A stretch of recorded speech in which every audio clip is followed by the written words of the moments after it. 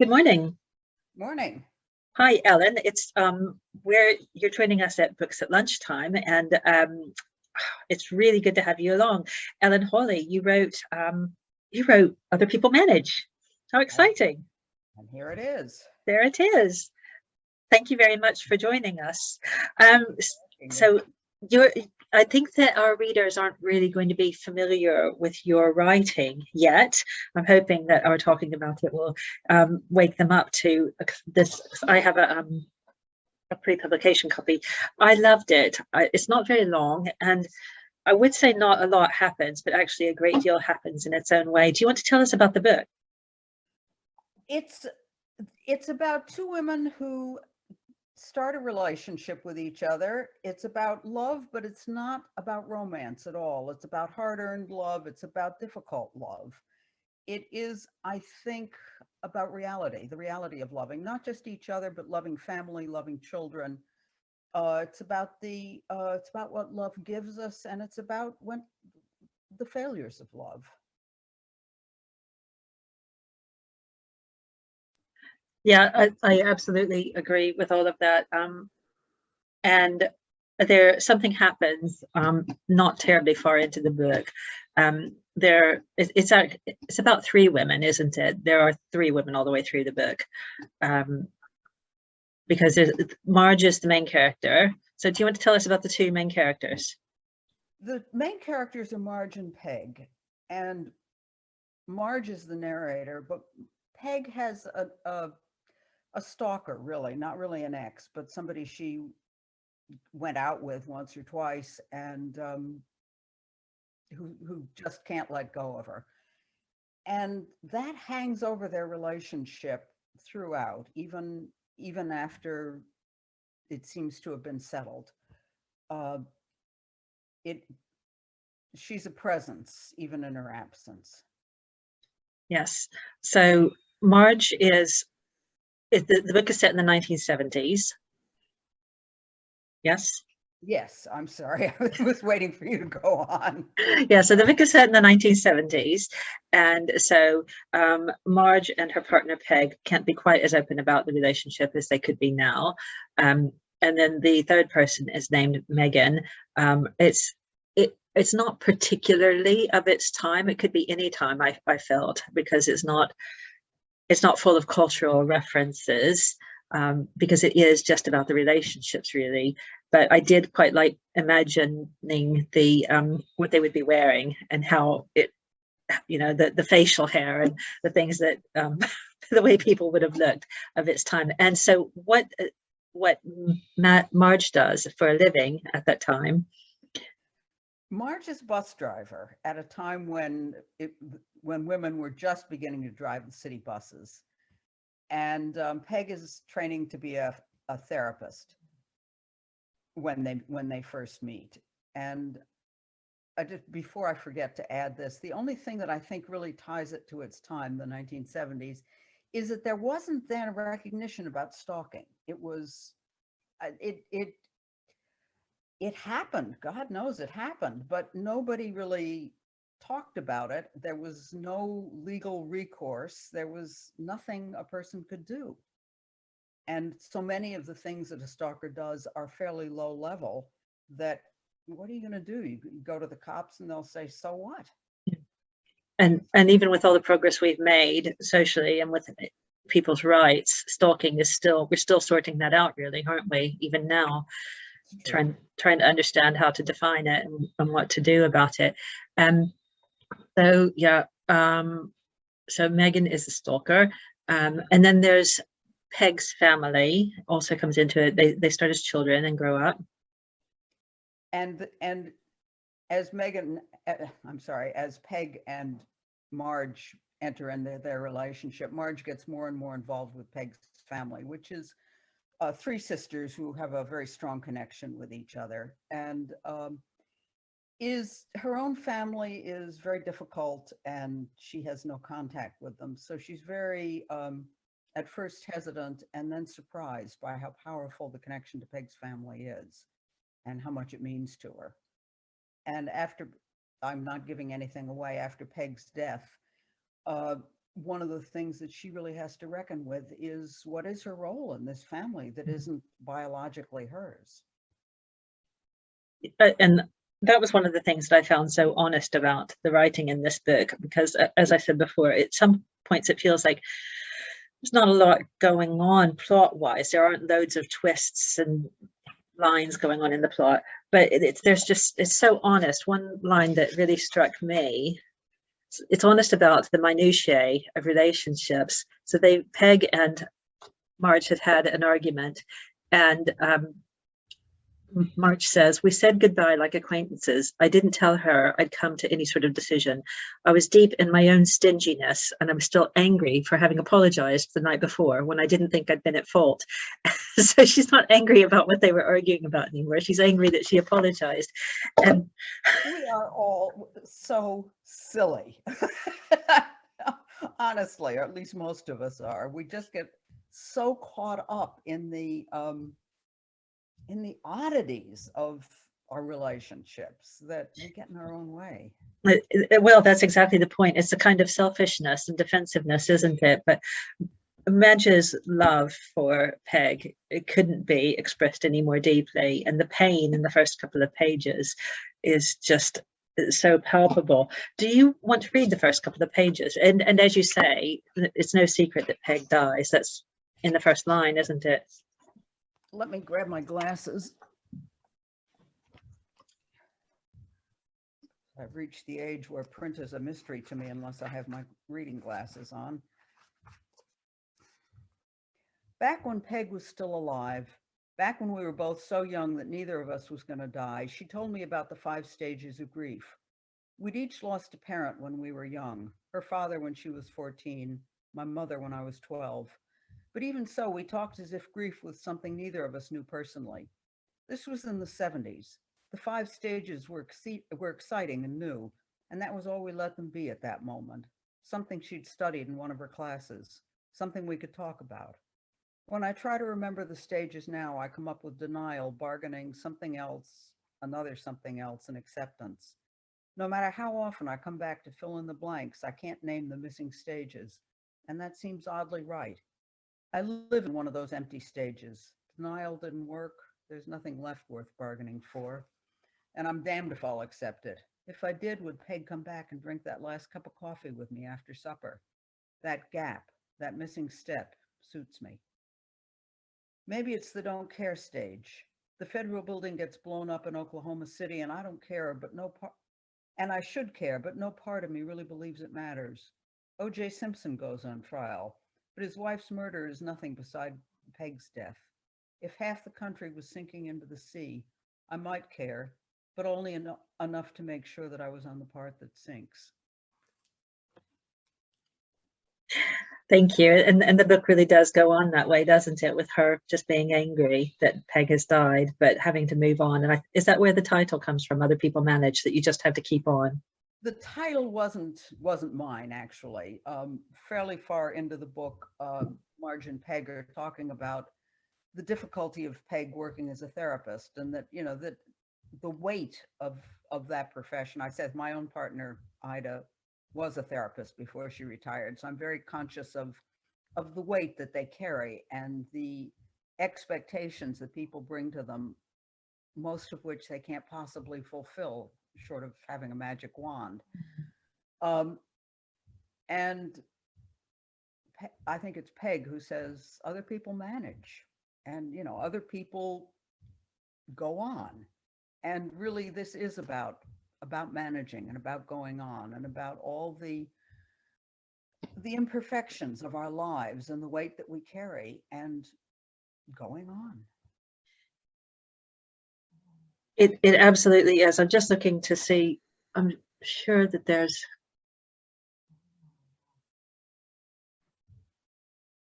I can't remember, I'll edit that bit out. There was a line in the last couple of pages that I read to my friend when I put the book in her hand. And I said, it's just about putting one foot in front of the other. Life is hard. We love each other anyway. You get on with it. It hurts you to love other people. You get on with it because it's worth it in the end. And what else have you got? So yeah.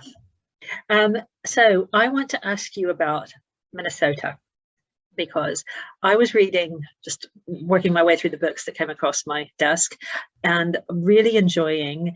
I read The Sentence by Louise Erdrich. I read your book, Other People Manage.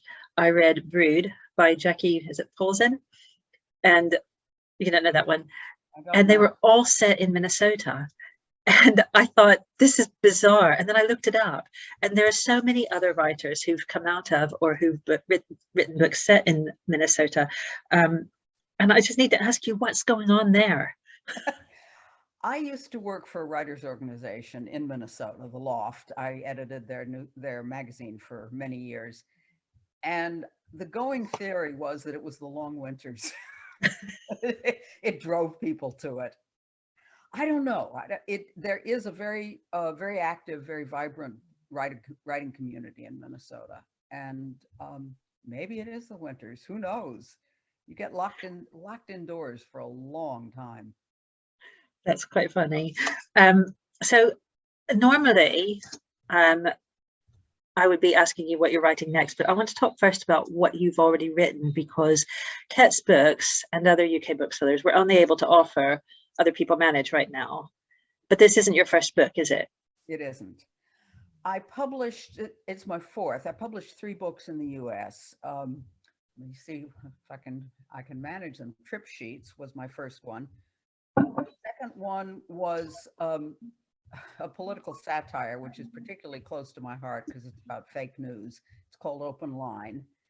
And I would love to get that reissued because it suffered from bad timing. It came out in the sort of the hope and change era of the first Obama run for the presidency, and it misfired. And it's such a cynical political book about fake news that it really, I wish somebody would reissue it. Short plug there.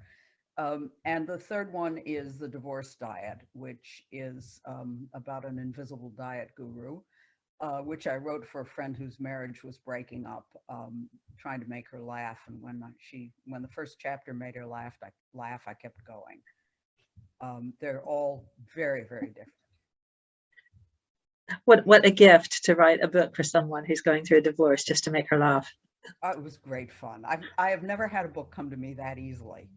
It was really, it was. Well, you had a very clear audience there, didn't you? And that's what they always say is the trick about writing, that you have to really picture your audience. So what's the problem? Because I have frequently come across books that are unavailable because of territorial rights. Can you fill me in on this a little bit? I wish I could. I don't understand it.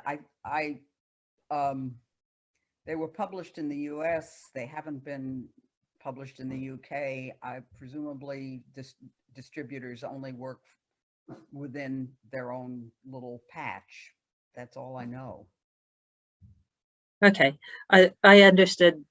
My very, very vague understanding is something about when the rights are first sold, they're given certain areas they're able to sell it in, and then they have to be renegotiated if they want to go in other places. And they can't sell subsidiary. Excuse me, my dog is going insane. They can sell subsidiary rights in other countries, but haven't. Right. So if we want to read more Ellen Hawley, then either, well, we've got some options, haven't we? We could travel 4,000 miles to pick up a copy. Not recommended. Not recommended, no. But what a compliment if someone did. We can clamor and petition and ask for your rights to be extended to the UK. That'd probably be the easiest. Or you could write another book. I have another book coming out next year sometime, again with Swift Press. At the moment, I don't know what the title is, and neither do they. So we'll see, but it will be coming out. I'm expecting the edits anytime now. Great, good. That's really, really, really wonderful to work with. So I'm really looking forward to this. Yeah, I think highly of Swift Press, so good choice there. So while we're waiting for next year, if someone wants to read more of what you're interested in, what books would you recommend they look at for now? I came up with a few of them because I was asked this in advance. I would have gone blank otherwise. Emma Donahue's The Pull of the Stars is absolutely gorgeous. Have you read it yet? I have not read it yet, no. Oh God, read it. It's beautiful. It's set in the 1917 flu epidemic, and it follows just a few days in the life of a nurse who is dealing with women who are both pregnant and suffering with flu. And it's just it's incredibly involving and beautiful, and I really loved it. Another one going back to the 70s is Patience and Sarah. I don't know how easy that is to get a hold of in this country. I looked it up and it's not available, so perhaps on the secondhand market, perhaps. Yeah, I was going to say that's where you could find some of my books too, is from secondhand booksellers, bless their hearts. It was written actually before the Stonewall riots, when gay and lesbian life was entirely underground. And it's about a relationship between two women early in American history, when the idea of lesbianism didn't even exist. It's very much a fantasy, but it's a very heartening book. I read it when I was first coming out. It's the only book I ever remember hugging. And it's well worth reading. It's by Isabel Miller. C+nto by Joelle Taylor, who I just heard read down in Newquay last weekend, is really, really gorgeous.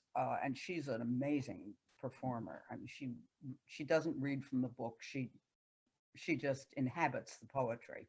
Wow. She's very much a spoken word performer. This won the T.S. Eliot Prize, didn't it? It did, and well deserved. It's a really powerful piece of writing.